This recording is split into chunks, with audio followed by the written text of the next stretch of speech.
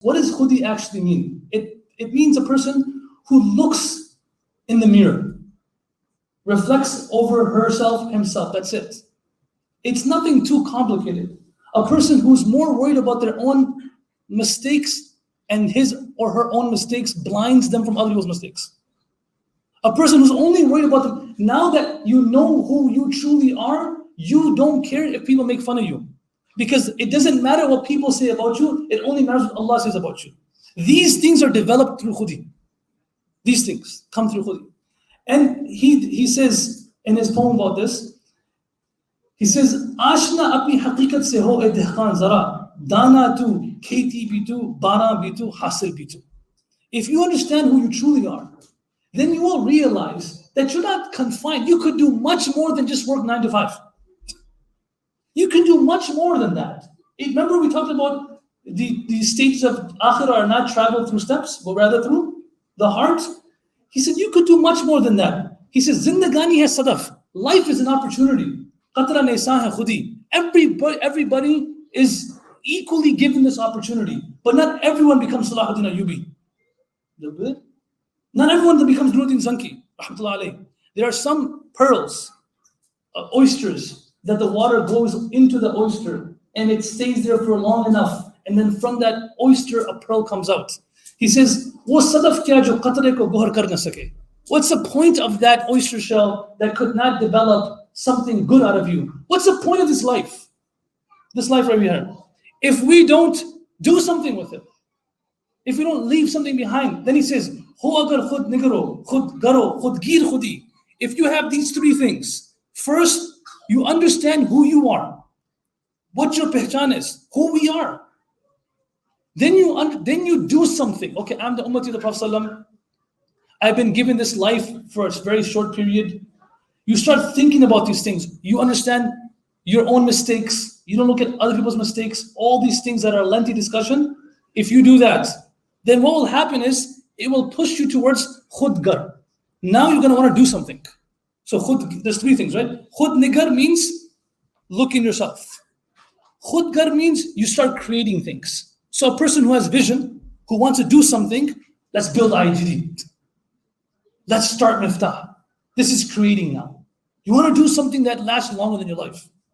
You want to do something, dunya won't last longer than your life. Deen will, good deeds will. So now you're trying to do those things now. You're creating these things. You're putting yourself through these opportunities. Khud, now he doesn't stop there. So first is finding out yourself, number one. Number two, you start creating. Khudgar literally means to create, to produce. Then he concludes it by saying, khudgir. You don't just create, but you try to perfect and excel in what you're creating. Ihsan. Brothers and sisters, today, ihsan has been wiped from this earth. Every time we get a rental car, we leave it worse than we got it. Yes or no? Why? That's not the attribute of a Muslim. That's not the attribute of a believer. That's not a person of khudi. A person of khudi leaves what he has better than how he found it. Always. She always finds a way to make it better, even if it's 1 inch, 1 stone. We go to hotel rooms, we leave it like there's a storm hit it. Why? Why do we have to do that for? Why? It's not going to hurt if we just make the bed. No one's telling you to clean the toilet. Make the bed, put the pillow away, put the towel somewhere else. This is an attribute of a person who doesn't have ihsan, who doesn't have khudi. Other people's stuff, khalas, we're going to leave it worse than we found it. Masjid, we're going to leave it worse than we found it. Anytime human beings go through a place, they leave it better or worse. Ibrahim alayhi salam, a man, who Iqbal refers to in his poem over and over again. He came to Makkah, there was no water there. There was nothing there. He left it with so much. The Prophet comes to Medina. Medina was a place of waba. Medina had nothing. But everywhere people of khudi went, they revived those cities. They uplifted those people. They made them better. And that's what a person of khudi has. He makes it better. ये भी मुमकिन है कि तू मौत से भी मर ना सके. Iqbal says, if you have these qualities in your life, it is very possible that death will not eliminate your name from this world. It will just be a transition. You will be gone, but your name will live on forever. And then concluding this, I have 2 minutes left. The pinnacle of Khudi, he says, Khudi ko kar buland itna ki har taqdeer se pehle. Can someone finish it for me? Bata teri rada kya hai? Let me tell you something today. You probably never heard this before. This poem, why did he say this for? And this is my last 12 hours of research. And I said, because honestly, it goes against our beliefs. That Allah asks us, what do you want? This is the announcement that the Adhan, when Adhan will start, I'll stop and then I'll go over what I found. Bata teri raza kya hai? How does that make sense? Where Allah subhanahu wa ta'ala asks somebody, taqdeer is already written for us. And this actually, Iqbal, in my opinion, got this from one narration from the Prophet. There was a man by the name of Abdullah anhu, and he could not go to the Battle of Badr. His son Jabir went to the Battle of Badr, but he didn't go. So the Battle of Uhud came, and they said, who's going to go? And the name of Abdullah came out, and Jabir couldn't go. So Abdullah then goes to the Battle of Uhud, and he tells his son that I'm not coming back. This is my last day of my life. And he goes, and he was martyred in the Battle of Uhud, and he was martyred very mercilessly. His arms were cut. People could not recognize his body. The mother and son, they both come to the Prophet when seeing, till this day, our brother passed away in an accident.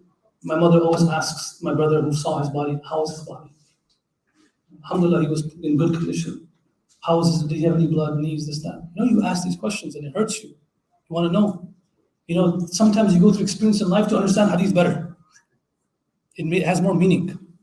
So the mother and son both come to the Prophet and say, Ya Rasulullah, because they were very, they were crying. The only person who comforted was the Prophet. Can you tell us what happened to our father? Can you tell us what happened to our son? And then the Prophet said, ألا أخبرك أن الله كلم أباك كفاحا أو كفاحا. Allah speaks to people through different messengers, through angels, through books, through prophets. Allah spoke to your father directly. All the veils moved. Allah spoke to him directly. فقال يا عبدي, O my servant, سلني बता तेरी रज़ा क्या है. Literally, this is the Arabic word. Salni a'tika. Bata teri raza. What do you want? What do you want? I'll do it for you. And he says, As'aluka an turaddani ila dunya fa uqtal fika thaniyan. Oh Allah, I want to go through this again. Send me back to dunya so I can become shaheed again.